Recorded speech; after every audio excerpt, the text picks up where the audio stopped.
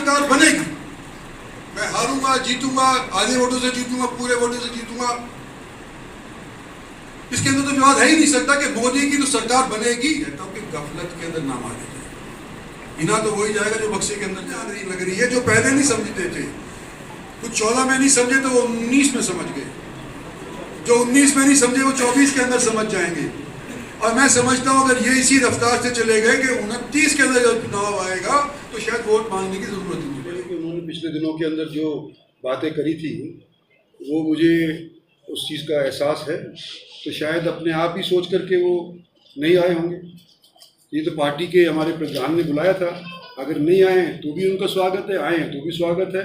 हम तो मोदी के नाम पे इलेक्शन। केंद्रीय राज्य मंत्री राव इंद्रजीत सिंह ने कहा कि देश में मोदी की सरकार तो बननी ही है, इसमें कोई संदेह नहीं। उन्होंने कहा कि अहिरवाल की जनता और भाजपा कार्यकर्ताओं का फायदा इसी में है कि वह मुझे भारी मतों से जिताकर संसद में भेजे।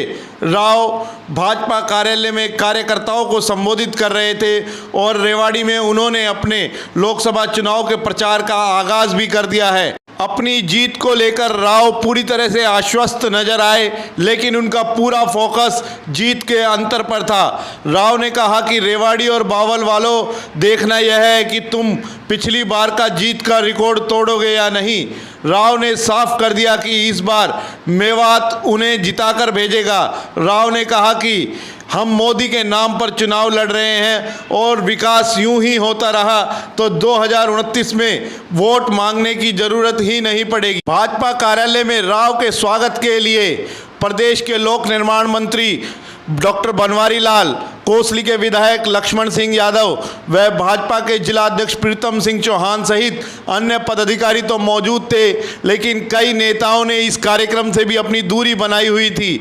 डॉक्टर अरविंद यादव, जो कि राव से 36 का आंकड़ा रखते हैं, वह कार्यक्रम से दूर रहे। इसके अतिरिक्त हाल ही में भाजपा में शामिल हुए पूर्व जिला प्रमुख सतीश यादव व पूर्व विधायक रणधीर सिंह कापड़ीवास भी राव के कार्यक्रम में नहीं पहुंचे, लेकिन राव ने कहा कि जिन लोगों को आना है उनका स्वागत है, जो नहीं आना चाहते उनका भी स्वागत है। और किसी पार्टी के कैंडिडेट भी अभी तक हमारे सामने नहीं आए हैं, तो अभी तक पूरे तौर के ऊपर प्रचार के अंदर हम नहीं जुटे हैं। लेकिन ये बात तो हमने सुनिश्चित कर ही ली थी कि जो कैंडिडेट होता है उसको सबसे पहले पार्टी का सहयोग पूरे तौर के ऊपर सुनिश्चित कर लेना चाहिए। तो गुड़गांव में हो आया हूँ, मेवात में हो आया हूँ, और आज के दिन मेरा खुद का जो ज़िला है रेवाड़ी, वहाँ के पार्टी के दफ्तर के अंदर में आकर के पार्टी के पदाधिकारियों के साथ मैंने मीटिंग ली है। चाहे वो मौजूदा पदाधिकारी हो, चाहे वो पुराने पदाधिकारी हो, चाहे यहाँ के किसी भी तौर के ऊपर प्रत्याशी रहे हों या इलेक्शन जीत करके किसी अहदे के ऊपर वो निर्वाचित रहे हों, उन सब लोगों के साथ आज के दिन मेरी मीटिंग हुई है और बड़े जोश के साथ लोगों ने मेरा स्वागत किया है। और मुझे लगता है कि जिस तरह से इन लोगों ने, पार्टी वालों ने, सभी ने मिल कर के मोदी जी को प्रधानमंत्री बनाने के लिए सन 19 के अंदर 273 सीट दिलवाई थी देश भर के अंदर, और हमारी 10 की 10 हरियाणा के अंदर सीट दिलवाई थी। तो इस जोश को देखते हुए मुझे लगता है कि हरियाणा दोबारा से 10 की 10 सीट भारतीय जनता पार्टी की झोली में हमारी जनता डालेगी। ये तो मैं नहीं कह सकता कि क्या उनकी मजबूरी है, लेकिन हरियाणा के अंदर आप सभी जानते हैं गुटबाजी कांग्रेस के अंदर तो है ही, और जब मैं कांग्रेस के अंदर था तो मैं तो उसका शिकार भी रह चुका हूँ, तो मुझे पता है थोड़ी गुटबाजी वहाँ पे, तो ये वजह हो सकती है।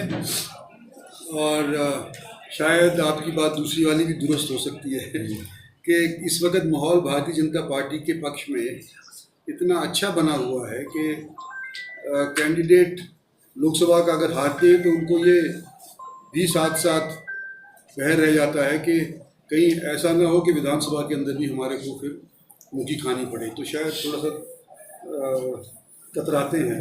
क्या बीजेपी के अंदर कोई गुटबाजी नहीं है, बीजेपी के अंदर नेता एक है। पार्टी के कई नेता अभी जो है पार्टी के नेता तो देखो ऊपर तक तो पहुंच किसी की भी नहीं है, छोटे लेवल के ऊपर तो घर के अंदर भी झगड़ा होता है। तो मेरे घर के अंदर अगर झगड़ा, मेरे भाइयों से झगड़ा, तो पार्टी वालों के बारे में क्या कहूँगा।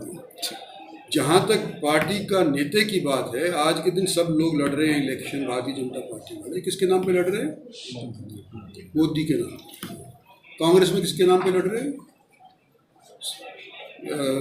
ये जो शिवसेना वाले किसके नाम पे लड़ रहे हैं? समाजवादी वाले किसके नाम पे लड़ रहे हैं? मोदी के खिलाफ लड़ रहे हैं। तो वहाँ पर भी पहला नाम कौन आता है? मोदी का। ये नहीं कहते कि हमारा प्रधानमंत्री कैंडिडेट राहुल गांधी है, ये नहीं कहते कि सोनिया गांधी है, कि ये नहीं कहते अखिलेश यादव है, ये नहीं कहते ठाकरे है, ये नहीं कहते। हमारी पार्टी के अंदर डिसिप्लिन कांग्रेस पार्टी की निस्बत, और ये 12 साल की 10-12 साल की अनुभव के बाद मैं कहने लग रहा हूँ, उनसे कहीं ज़्यादा अच्छा है। उनकी गैर मौजूदगी, शायद वो सोच रहे हो कि उन्होंने पिछले दिनों के अंदर जो बातें करी थी वो मुझे उस चीज़ का एहसास है, तो शायद अपने आप ही सोच करके वो नहीं आए होंगे।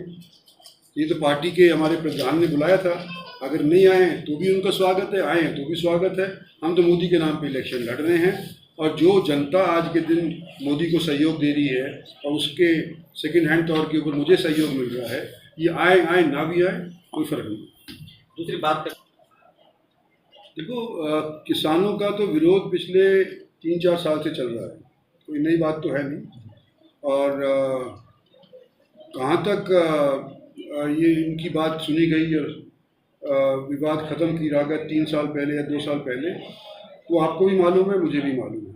लेकिन जैसे अब चुनाव करीब आया है तो इस चीज़ को दोहरा करके शायद राजनीतिक हस्तियाँ भी इसके अंदर दखल देने लग रही हैं, केवल अकेले किसान नहीं है। तो हमारी पार्टी के कैंडिडेट हैं, उनकी मदद तो करनी पड़ेगी। हमारे पार्टी के कैंडिडेट सभी को ही मदद करनी पड़ेगी। वो तो पिछली बार भी हमने करी थी। तो ये तो है नहीं कि भाई हमारी पार्टी के एक नेता हों और उस नेता का कोई प्यादा हो, उसकी मदद ना करें। मैं भी एक प्यादा हूँ और वो भी एक प्यादा है। जिम्मेदार तो मैं किसी को नहीं ठहरा सकता, लेकिन अगर ये काम जिसके बारे में हमने चर्चा करी थी या जिसके बारे में हमने आश्वासन दिया था, अगर हम रेवाड़ी से हमारा MLA हो जाता तो शायद संपन्न हो जाता। अब सुनील मूसेपुर तो रेवाड़ी की जनता नहीं हराया ना, तो हमारा कहने वाला कौन रह गया? ऑपोजिशन वाला रह गया। तो ये बात अगर हम विधानसभा का जब चुनाव आएगा तो चर्चा करेंगे तो बेहतर होगा।